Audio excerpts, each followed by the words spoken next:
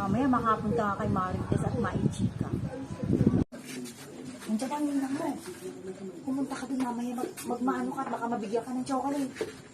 Ah, okay. Kunay.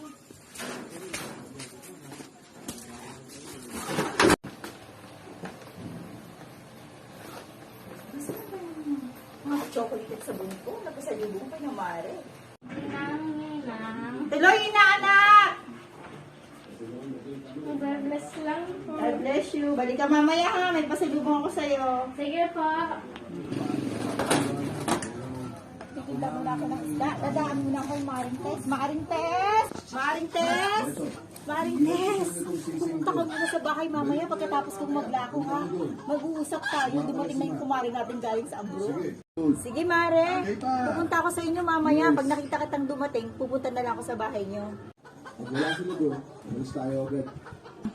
Inaanak, nandiyan pa si mama mo? Wala pa po mama ka dito. Nandito na po po. Ibigay mo ito kay mama mo. At meron diyang chocolate. Ha? Opo. Sige po. Kahit na tayo, Ineng! Ineng! Opo ito ni Ninang. Ano daw po, isa po daw kay Marites. Marites. Hala! Ito lang ang binigay ng ninang mo? Galing sa abroad, isang pirasong chocolate. Akasa niya parang galing sa baklaran. Ano ba naman yan si Mari? Galing sa ibang bansa, ito lang binigay, isang pirasong chocolate. Ayan, maichika ka kay Marites. Teka lang. Mare! Oh, Marites! Nandiyan ka na pala! Pasok, dali! Pumasok ka muna dito. Mamaya ako maghuhugas. Alam mo ba, ito pasalubong sa'yo ni kumari mo na mayaman. Itong isang perasong tasa na merong na may isang chocolate.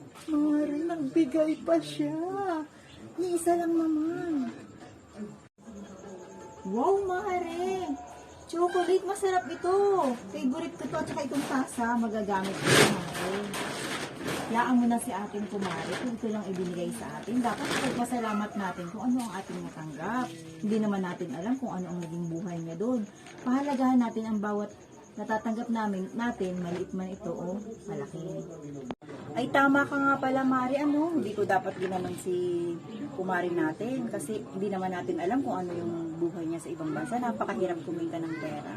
Tama ka, ipagpasalamat natin kung ano yung binigay sa atin. Mamaya pupuntahan na lang natin siya. Tayo magpapasalamat sa kanya.